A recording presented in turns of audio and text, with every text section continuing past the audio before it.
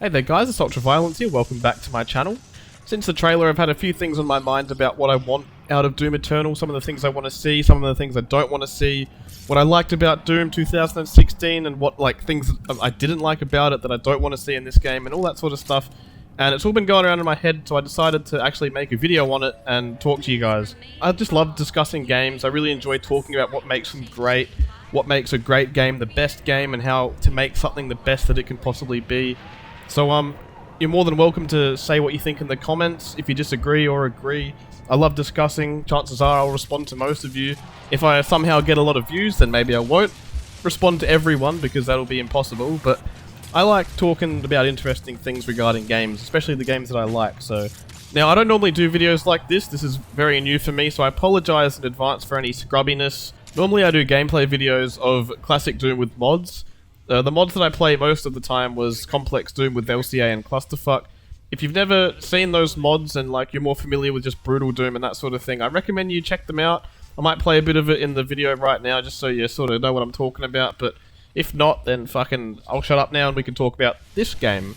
So the first thing I want to talk about is monster aggression and animation. Now, one of the things about the old Doom games that made it feel intense and aggressive and scary was the lack of animation. And I know that kind of sounds a bit silly because, the more a monster is animated, the more real it looks and the more visually scary it is. Now, I think it is very important in a Doom game for the monsters to look visually scary and intimidating. But even more so, in my opinion, it's more important for the monsters to actually be just a massive threat to you. They need to be quick and they need to feel like they really want to kill you. I think it's okay for the weak zombie variant of monsters, for them to just walk slowly and not really be aggressive at all. But I think some monsters have too many attacks that are predictable, and it kind of breaks the immersion. For example, in this clip that they showed during the gameplay reveal of the Baron of Hell, also I like to believe it's called the Baron of Hell, who knows what the fuck it's called now with them chainsaw arms.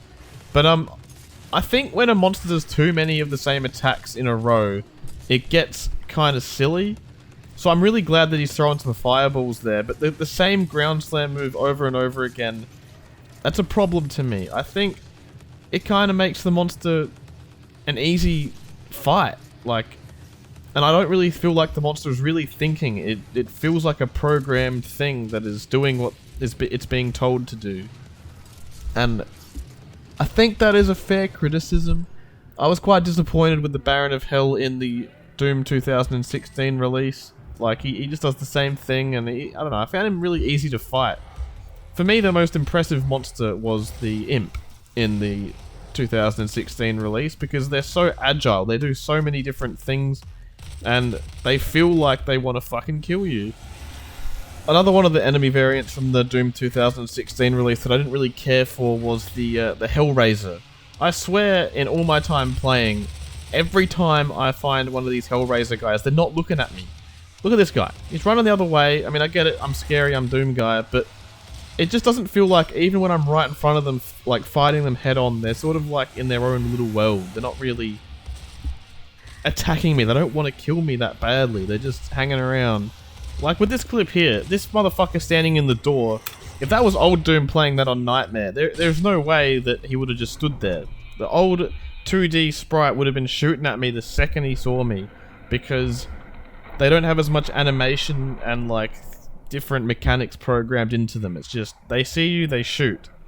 And I think that threat level is lost on a lot of these enemies, and I hope that in the new game there is less of that going on. I want the enemies to all feel like they want to fuck me up, so that I get the biggest hit of adrenaline possible from every fight. At least from some of the clips we saw in the gameplay reveal, it actually looks like some of the weaker demons are actually really aggressive. See how this dude is always trying his hardest to fuck you up?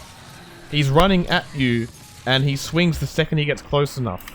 That to me is this guy wants to kill me. He is always doing everything in his power to fucking run to where I am so that he can attack me. Now, I know that's not an uncommon thing in games. I mean, in just about every game, the monsters or the enemies are trying to kill you. I'm just trying to emphasize the point I made about the Hellraiser. I don't want there to be situations where a monster is just sort of standing around looking off into the distance and not really caring about me being there. If they're always hunting me, then I always have to be on alert, and I think that's an important thing. This is more just like a general discussion, you know. I'm not really trying to say that the game doesn't already do this. It's just something that I'm talking about, I guess. So I feel like that sounds dumb, what I just said, but, you know, I'm sure some fucking guy in the comments is typing on his keyboard right now saying, "You're an idiot, blah, blah, blah." But I've said it now, and I'm not taking it back, so fuck you. Talking point number 2. Level design and gore nests. This shouldn't take too long to talk about because it's pretty simple. I just thought that the gore nests made things too predictable in the first game. You walk into a big empty room, there's no monsters anywhere, and you know shit's about to go down. And you see that gore nest in the middle, and you know when you walk up to that thing and you hit the button, monsters are going to spawn everywhere. You know it, and you know what's coming, and it's not really surprising. And I think it just sort of got a bit old as you were going through the levels, and every time you came across a gore nest, you were like, okay, it's going to be the same thing as last time, except with the new monster that we've just come across. So this time there's going to be 2 Baron of Hells spawning somewhere as well. And it just kind of was a little bit lame. I don't want there to be gore nests again, or at least if there is, just not as much. Like, in the mission that I've been showing in this video, the whole mission is centered around gore nests. It's like the first or the second, or fuck knows, the 3rd time you see one, and then there's like 4 or 5 of them in this one mission, and it's about going through and clearing out the demonic infestation, which is fine. I think for this mission it was great. It was really cool and all that, but it just got a bit old, and I want them to not do that anymore. Someone in my comments actually told me a couple of days ago that the gore nests were placed in all the missions because back then they didn't have the technology to place monsters around the map, like pre-spawn monsters in everywhere at the time. It was too taxing on the system and it just wouldn't have worked. So apparently this time with IdTech's, whatever they're up to, level 7, fucking I don't know, apparently they're able to put monsters around the place now, a lot more. So that's good. I'm really glad about that. That makes me happy. And let's move on again. The third thing I want to talk about is monsters and ledges. Now, in the old Doom games, there were certain areas in maps, and I think this happened most of the time, where a monster would be set to spawn somewhere like on a cliff, and they would be stuck on that cliff. They can't jump over it because there's a line that's blocking them, and the game system doesn't allow them to traverse that line. There's a difference in geometry with the height, and there just wasn't, like, they didn't have the technology in the game engine back then to allow that to happen. I think that monsters being stuck on cliffs actually added to the dynamic of the game. You could actually set up like chain gunners as like turrets almost. If you put them in one spot and say you can't move from this spot, then it creates this interesting dynamic where you do have monsters chasing you, but at the same time there are these monsters in the background off in the distance who are also giving you a hard time. A good example I think would be the Archvile from Doom 2, where if you just put him on the ground somewhere, or you give him the ability to jump over ledges and follow you and chase you, you can just hide around a corner and wait for him and then just shotgun him 3 times and he's dead. If you put him up on a cliff somewhere, a spot where he can see you but he can't close the distance himself, then he's always going to be a threat from a distance, and you'll have to close the gap yourself or slowly pick him off while dealing with all the other shit that's around. And I think what I'm trying to get at is if you put monsters in certain spots and keep them there, then you can create interesting dynamics where they just behave differently and they give you a different kind of challenge. You can bring out the monster's traits and make them do different things depending on their position. And I want id Software in the new Doom Eternal to do that. I want them to try and put interesting monsters in interesting spots and force you to play differently around them. Now, I'm not at all saying that the game would be bad if it wasn't this way, or it would be good if it was, or whatever. I'm just kind of talking about what the old game was like and what the new game is like. And either way, it's pretty fucking good to me anyway. I don't care. I'm still going to have a fucking fantastic time playing this game either way. But I still want to discuss these things because I enjoy it, and maybe some other people can get in on the discussion in the comments as well. Who knows what might happen. Moving on, I think the last thing I wanted to talk about was the Cyberdemon and Spider Mastermind. What I want them to do is to make like a Cyberdemon 0.5 or something, a Cyberdemon 1.0, 2.0, Mastermind 2.0, like a version of them that they can actually just put in levels that aren't boss fights.